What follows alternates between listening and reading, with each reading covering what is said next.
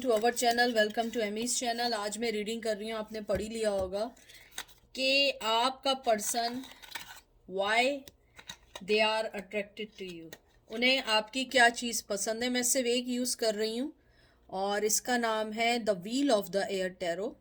New card थे जैसे लोग जानते हैं, तो ये न्यू कार्ड्स हैं और बहुत जेन्युइन रीडिंग है। और मैं इसके अंदर जो है ज़्यादा कोई हार्ड शार्ट चीज़ें नहीं ले रही हूँ क्योंकि मुझे आज बहुत सारे काम हैं। तो मैं बस आपका ये निकाल रही हूँ कि why they are attracted to you, उन्हें आपकी क्या चीज़ पसंद है, वो आपसे क्यों अट्रैक्ट होते हैं। वैसे तो मुझे पिकर कार्ड रीडिंग करनी थी लेकिन टाइम ना होने की वजह से, एक मिनट कार्ड्स गिर गए नीचे, टाइम ना होने की वजह से मैं खाली जनरल रीडिंग कर रही हूँ। तो ये मेल टू मेल और फीमेल टू फीमेल भी हो सकती है, ऑपोजिट भी हो सकती है। कोई चीज़ इन्फोर्स नहीं कीजिएगा, हर चीज़ आपके लिए नहीं है, सबके लिए डिफरेंट होता है। तो जो चीज़ बस आपको लगे आपके लिए, बस वही लीजिएगा। I don't know why are they flying, I am tired. Oh God, और एक उठना भी कोई इजी नहीं है, बार बार उठना। तो देखते हैं, आपका पहला कार्ड आया है 8 of pentacle, Taurus Virgo Capricorn. 9 of swords, Gemini Libra Aquarius. 2 of swords, Gemini Libra Aquarius. Moon, बहुत ज़्यादा दुखी एनर्जी। नाइट ऑफ चैलिसेस मतलब knight of cups. Cancer, Scorpio, Pisces. मैं पहले इन कार्ड्स को ऐसा रख दूं कि आपको सारे कार्ड दिखें। मुझे लगता है कि आपका पर्सन आपको जो लाइक करता है या आप उनके लिए अट्रैक्टिव हैं, उसकी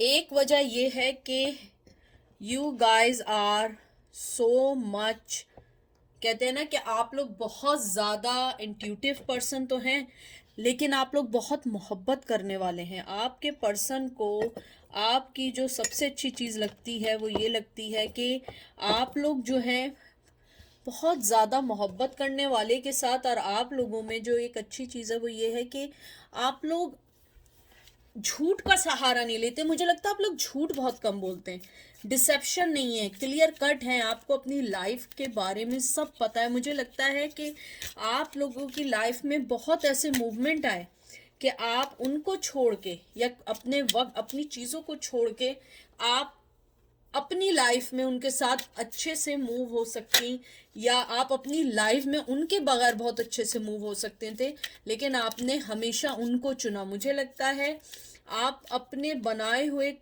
इसी शायद उसूल की वजह से कहीं बहुत दफ़ा आपने बहुत धोखे खाए, बहुत ज़्यादा दुखी हुए। मुझे लगता है कि आपका पर्सन जो है वो आपको देखता है कि आप बहुत क्लियर कट है, कट थ्रोट पर्सन है। आपको कुछ फर्क नहीं पड़ता लोग क्या सोचेंगे, आप हमेशा वो चीज़ करते हैं जो चीज़ सही है, जो आपको सिखाई गई है कि ये चीज़ सही है, ये चीज़ गलत है, झूठ बोलना बुरा है, या जो भी आपके पेरेंट्स ने आपको सिखाया है, आपने हमेशा उस चीज़ का बहुत बहुत ख्याल रखा है। आपने कभी ऐसा नहीं किया कि आपने कोई भी चीज़ अपने पेरेंट्स के अगेंस्ट करके की हो, या अगर की भी है तो आपने हमेशा हमेशा अपनी लाइफ में हर उस चीज़ को कहते हैं ना, आपने हमेशा हर उस चीज़ के बारे में अच्छा किया है जो चीज़ आपको अच्छी लगती है। और आपने हमेशा उनके साथ भी अच्छा किया है जिन्होंने आपके साथ कभी अच्छा नहीं किया। मुझे ये भी लगता है कि आपका जो पर्सन है वो ये जानता है कि आप जो है हमेशा से एक बहुत समझदार व्यक्ति रहे हैं, एक बहुत समझदार पर्सन रहे हैं। आपने हमेशा अपने आप को हर उस चीज़ से दूर किया है जो चीज़ आपको दूसरों से कहते हैं ना कि दूसरे को धोखा दे।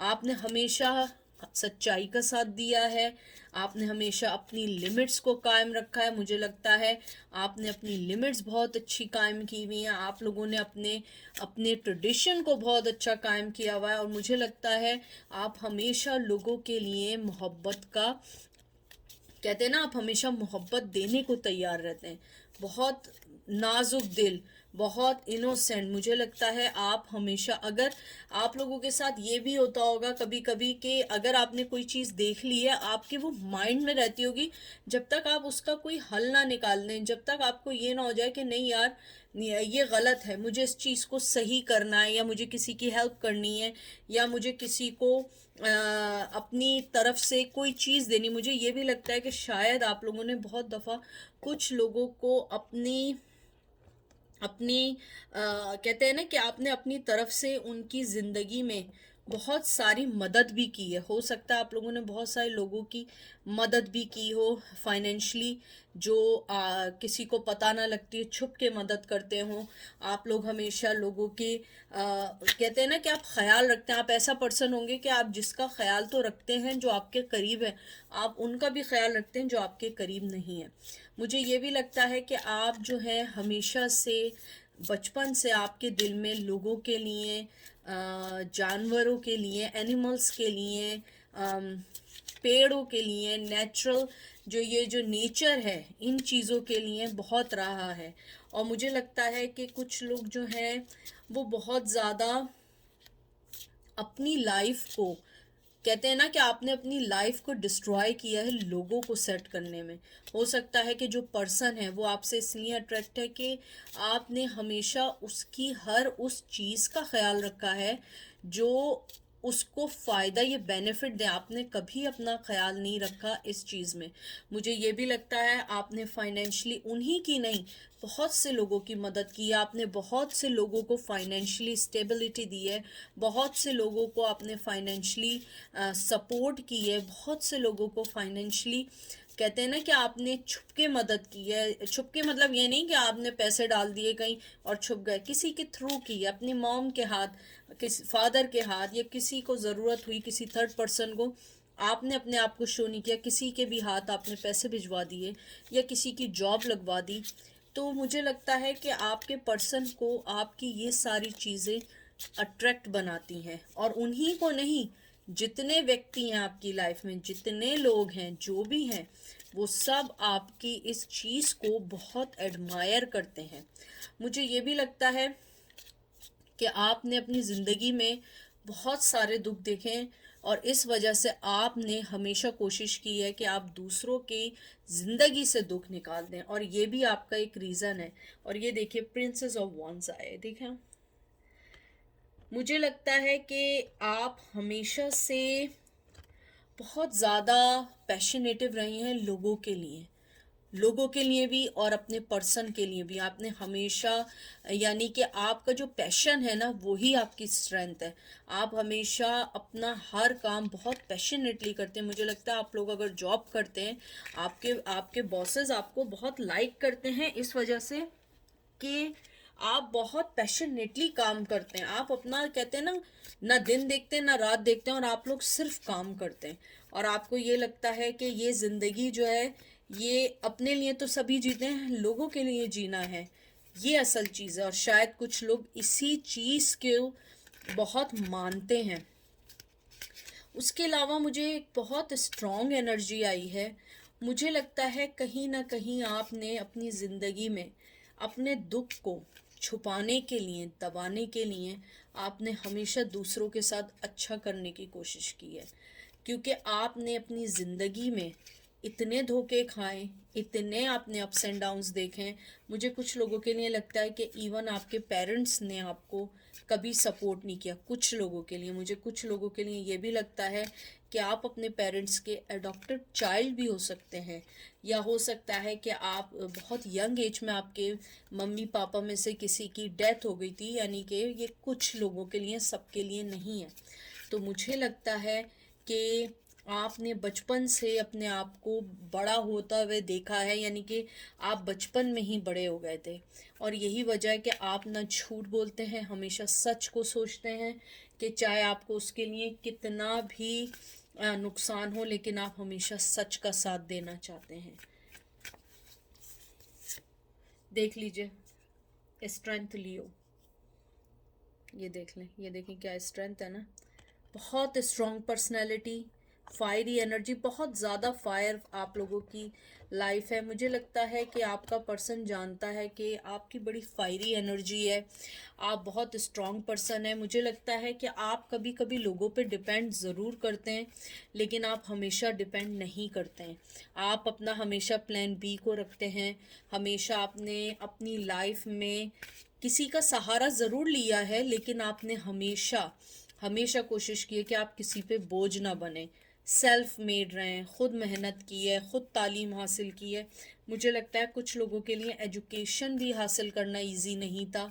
आप लोगों ने जिस तरीके से भी, कुछ लोगों ने एजुकेशन हासिल की है वो भी इजी नहीं था। ये सारी चीज़ें आपको बहुत अट्रैक्टिव बनाती हैं ना। एंड इवन मैं ये नहीं कह रही हूँ कि सिर्फ आपके पर्सन को किसी, यानी जो भी आपकी लाइफ में है, जो भी आपकी लाइफ को जानता है, सब लोग आपकी इस चीज़ को बहुत एडमायर करते हैं, बहुत पसंद करते हैं कि आप जो है हमेशा से आपने अपने लिए मेहनत की है। मुझे लगता है कभी भी आपने कोई चीज़ ऐसी नहीं की है जिसकी वजह से आपके पेरेंट्स लेट डाउन हो। और अगर आपने कभी गलती भी की है, पेरेंट्स नाराज़ भी हुए हैं, आपने उस चीज़ की माफ़ी मांगी है, अपोलोजाइज़ की है। देखते हैं आपका पर्सन, स्पेसिफिकली मैं निकाल रही हूँ कि आपके पर्सन को आप में क्या चीज़ अट्रैक्ट करती है। What thing make you attractive.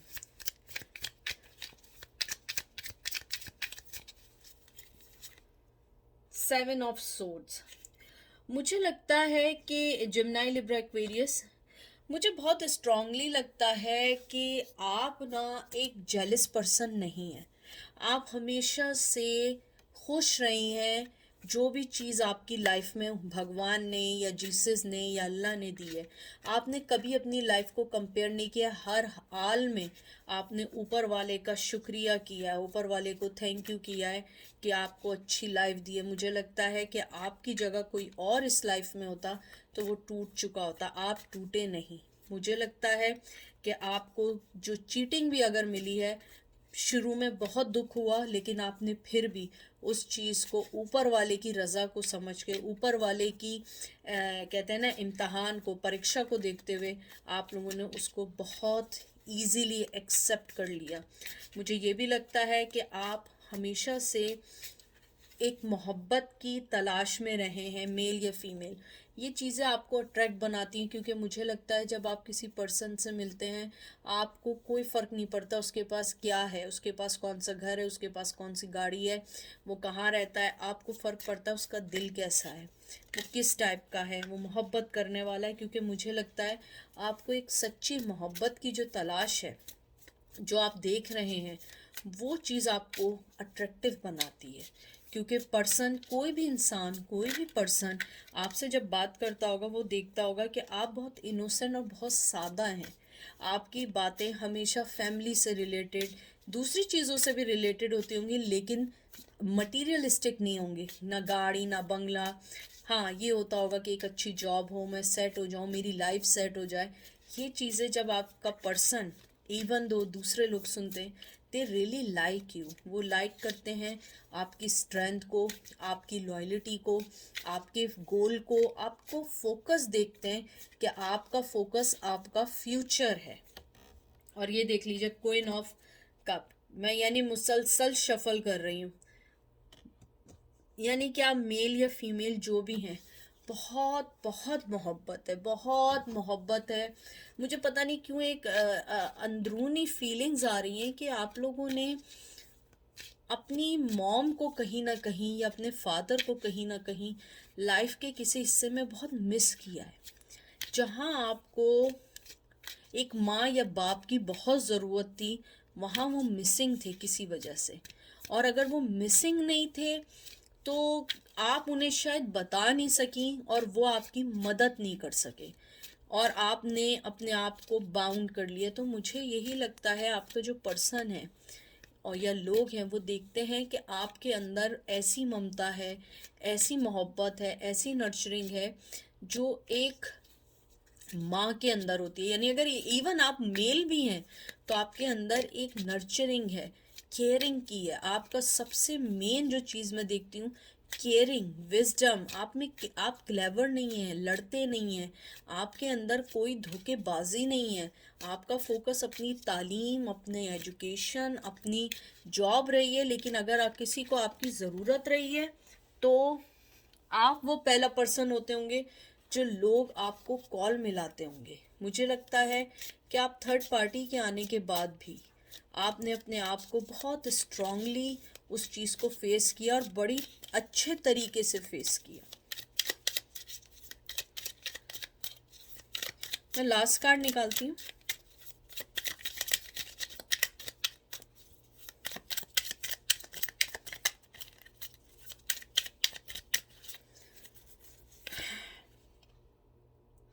King of cup, दोनों एक दूसरे के लिए हैं।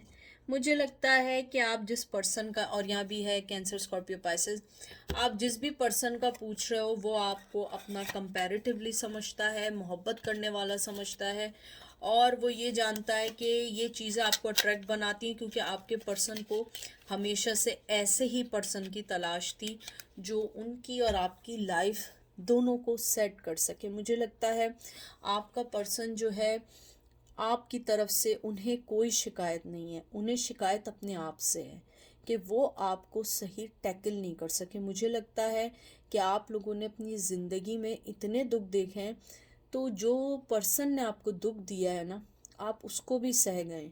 मुझे बहुत अंदर से एक दुख दुख दुख फील हो रहा है कि आपने ज़िंदगी में सिर्फ एक सच्ची, एक अच्छी, एक पाक, एक प्योर मोहब्बत चाहिए थी, लेकिन वो भी आपको ना मिल सकी।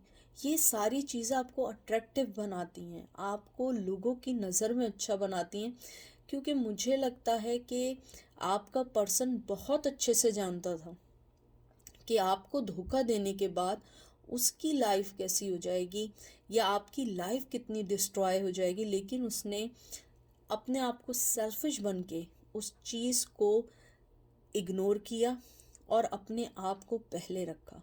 और यही वजह है कि आज भी आपका पर्सन आपकी उन सब चीज़ों को मिस करता है जो सारी चीज़ें आपने उनको दी थी। ये थी आज की रीडिंग। आई होप आपको पसंद आई होगी। अपना ख्याल रखिएगा, दुआ में याद रखिएगा। Take care, bye.